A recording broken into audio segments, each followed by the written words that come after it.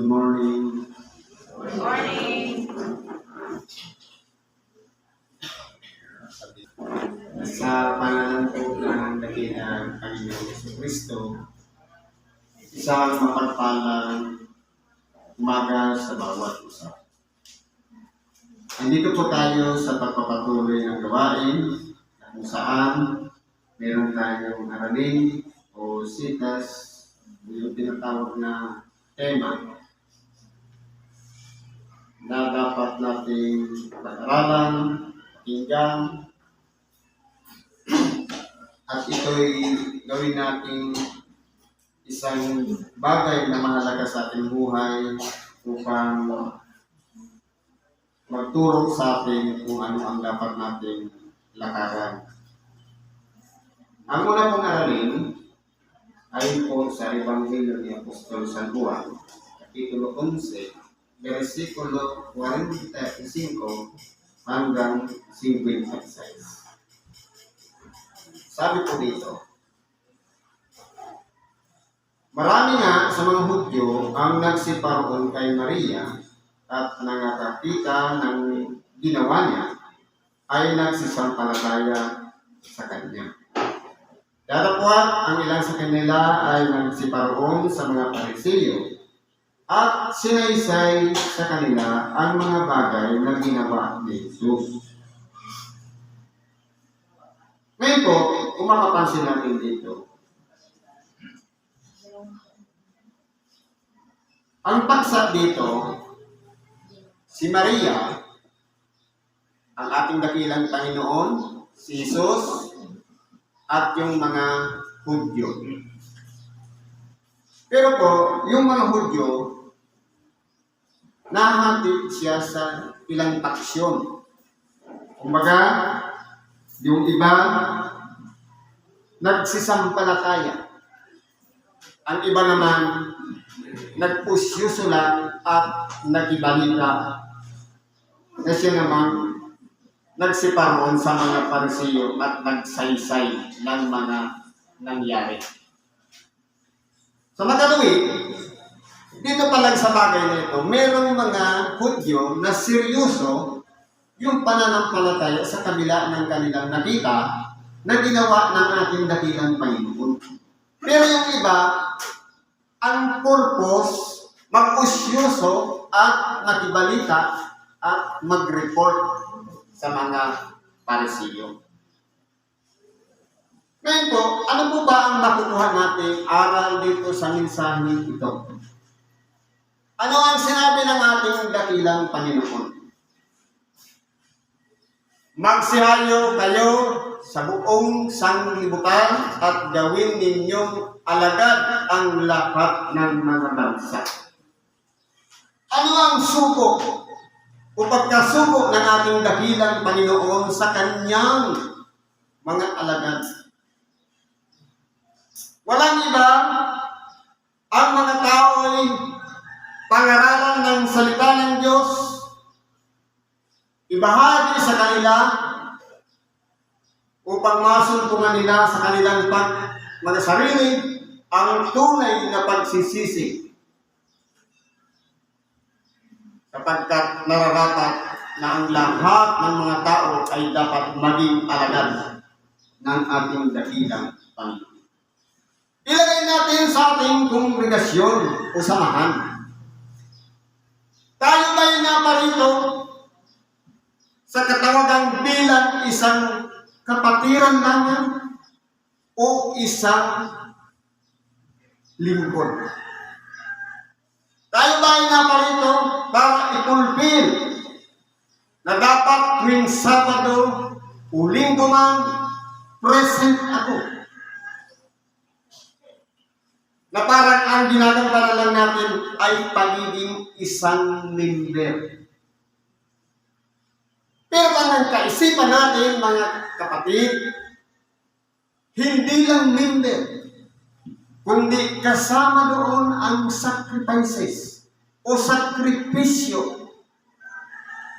na walang iba kung ano ang pangangailangan ng ating kapatid, ng ating kapwa, handa nating ibigay yung habag at tulong para sa kanila na walang hinihinging anumang kapalit.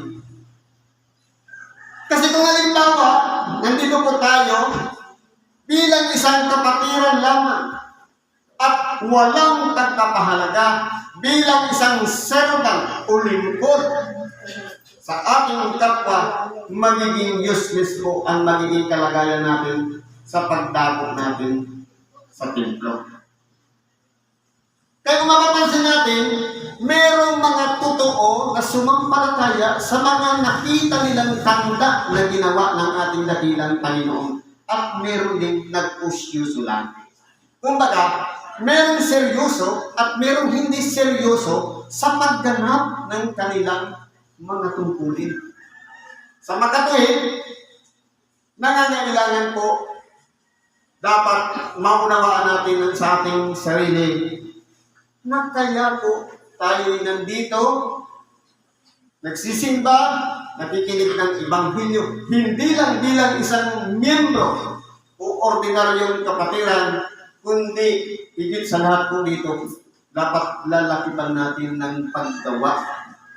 Kapagkat meron tayong mga biyayang ipinagkalog sa atin sa pamamagitan ng ating mga kamay na dapat gamitin para itulong natin sa ating mga kapwa. Tama yung sinabi kanina ng kapatid natin, kung meron tayong mga kaloob na taglay sa atin, na ibinigay na natin sa atin, gamitin po natin siya na maramdaman ng ating kapwa ang pagkalinga natin para sa kanila. Yung dampilan ng kamay, yung pagkausap lang sa isang taong namang problema na o stress na, isang malaking bagay na yan, na ginagampanan natin ang pagiging isang lingkod. Hindi lang isang miyembro, kundi yung karapatan na ibinigay sa atin para gawin tayong alagad ng ating dakilang Panginoon. Dapat nakikita po yan sa bawat isa sa atin. Yun po yung importante. Hindi yung kung ano yung nakita doon sa kabila, babalita sa kabila, na para tayong katulad ng mga Hudyo na usisiro, walang seryoso sa kanilang puso yung tunay na pananampalataya sapagkat intentional ang ginagawa at hindi ayon sa kalooban ng mga patutuong ipinakita ng ating dakilang Panginoon.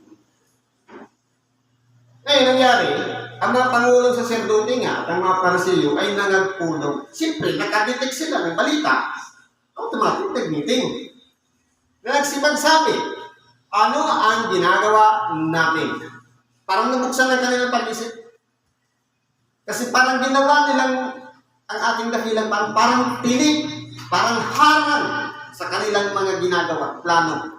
Na para bagang ang pinalalagay nila ang ating dakilang inuudyukan niya yung mga Hudyo para mag-rebellion sa pamamalakad ng mga saserdote at ganun din ng mga Pariseo.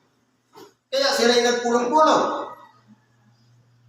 Sapagkat ang taong ito'y gumagawa ng maraming tanda. Kung siya'y ating pabayaan ngayon, ang lahat ng tao ay magsisisampalatay sa kanya at magsisiparito ang mga Romano at pagkukunin ang mga ating kinaroroonan at gayon din naman ang ating bansa. Bakit ganun po ang naging kaisipan ng mga Pariseo at ng mga saserdote? Sapagkat ang mga Pariseo ay sakop noon ng mga Romano. Sa makatuwid, kung ano yung ginagawa nila, yan ay pinagkalog lamang sa kanila ng mga Romano. Dahil nasasakupan sila noong panahon ngayon ng imperyo ng Romano. Dahil ang tingin ng mga Pariseo, magiging wala ng halaga ang kanilang ginagawa dahil wala silang ginagawang action, siyempre aalisin sa kanila at ibibigay sa iba. Kaya meron din takot ang mga eskriba at mga Pariseo. Ano sabi dito? Ngunit, ang isa sa kanila na si Caiaphas, na dakilang saserdote ng taong yon ay nagsabi sa kanila, kayo'y walang nalalaman anuman. Merong isang tao na dakilang saserdote si Caiaphas. Nagkaroon siya ng ideya. Ni inyong niwawari na sa inyo yung nararapat na ang isang tao ay mamatay dahil sa bayan at hindi ang buong bansa ay mapahamak. Kumbaga, yung ideya niya na sa halip yung buong bayan ay mapahamak, kinakailangan nilang magsakripisyo ng isang tao. Sa makatuwid bagay, ang ating dakilang Panginoon kinakailangan mawala sa landas nila. Sapagkat nagiging balakid ang ating dakilang Panginoon sa unawa nila na parang ipinalalagay nilang ang ating dakilang Panginoon ay nagpasimula na i-rebellion sila. Pero hindi po dahil ang ipinapakita ng ating dakilang Panginoon, mga palatandaan na ipinakita ng kanyang ama sa kanya na siyang ginagawa din naman niya upang ang tao ay mapalapit sa Diyos, upang yung mga nabibigatan gumaan ang kanilang kalagayan sa pamamagitan ng mga karamdamang pinapahirapan ng mga demonyo.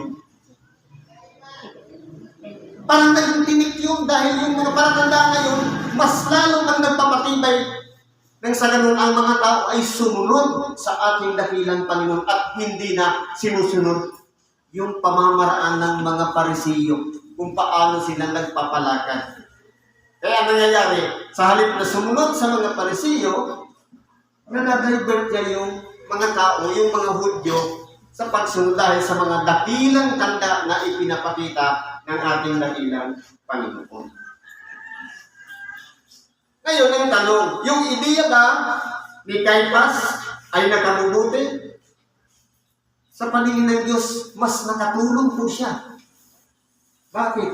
Dahil ang ating dakilang Panginoon sinugo dito sa ibabaw ng sanglibutan, hindi para itaas ang kanyang sarili bilang isang hari, kundi gawin muna ang kanyang ministeryo na walang iba, ang maialay ang kanyang sarili, maibuwis ang kanyang buhay, ang kanyang dugo ay maibuhos para sa kapatawaran ng sangkatauhan. At hindi dahil sa bansa lamang, kundi upang tipunin o matipon din naman niya ang isa sa mga anak ng Diyos na nagsisipangarap. Kitas natin. Ito ngayon sinabi niya, hindi sa kanyang sarili. Totoo po. Hindi sariling ideya ni Caiaphas na sinabi niyang mamatay muna ang isang tao para sa bayan, para hindi mapahamak ang bayan. Kundi ito'y kaloob sa kanya ng Diyos na inudyukan siya upang sa ganon masabi niya.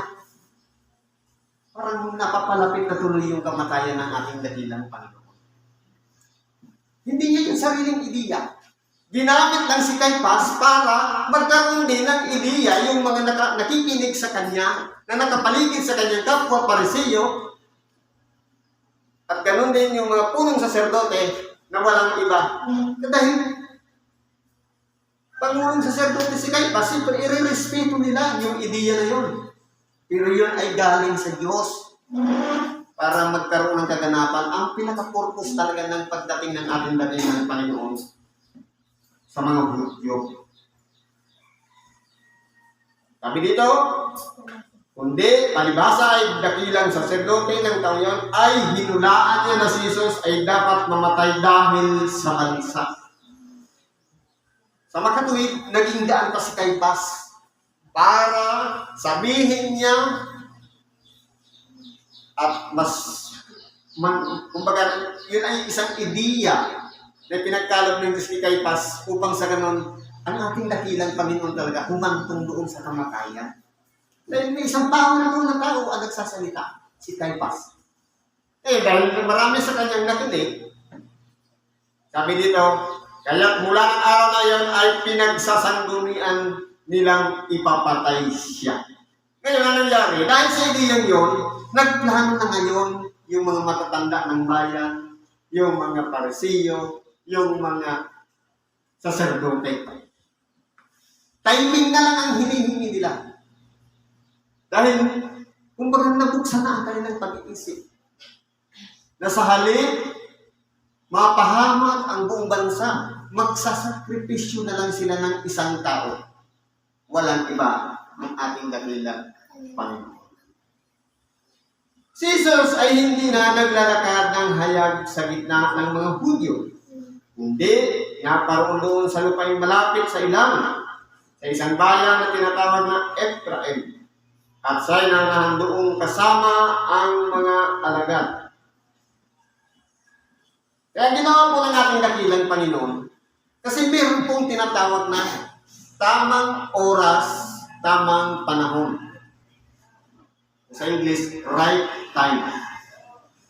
Ibig sabihin, hindi yung panahon na dapat mananaig yung kapangyarihan ng mga Pariseo at ganoon din ng magdadakilang saserdote.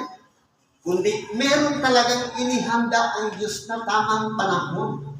Walang iba yung tinatawag na Paskwa na dapat doon maihain ang buhay ng ating dakilang Panginoon. Ang Paskwa nga ng mga Hudyo ay malapit na. At maraming nagsiahon sa Jerusalem mula sa Lupayaon bago magpaskwa upang magsipaglinis. Kasi mahalaga po yung Paskwa na yan. Ito po yung paglilinis ng bawat Hudyo sa kanilang sarili mula sa pagiging isang makasalanan. Kaya po, kung mapapansin natin, ang kamatayan ng ating dakilang Panginoon ay hindi inihanda para magkaroon ng pangyayari yung kaisipan o ideya na ibinigay kay Caiphas. Kundi Diyos mismo ang magtatakda ng tamang panahon.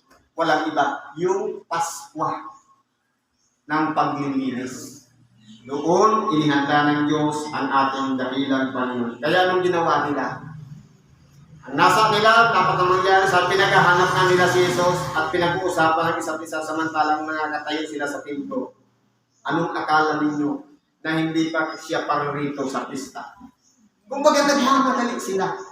Pero dahil nga mayroong tamang timing na ipinagkaloob ng Diyos upang ang ating dakilang Panginoon doon mismo humantong sa tamang oras, tamang panahon na doon iaalay niya ang kanyang buhay. Yun po ang pinaghandaan ng Diyos. Pero, mamamatay talaga ang ating dakilang Panginoon. Pero, gusto ng mga Hudyo madaliin, gusto ng mga Pariseo madaliin, pero yung tamang panahon na binigay ng Diyos, yun po yung pinaka-eksakto na Paskwa ng paglilinis na inihanda ng Diyos.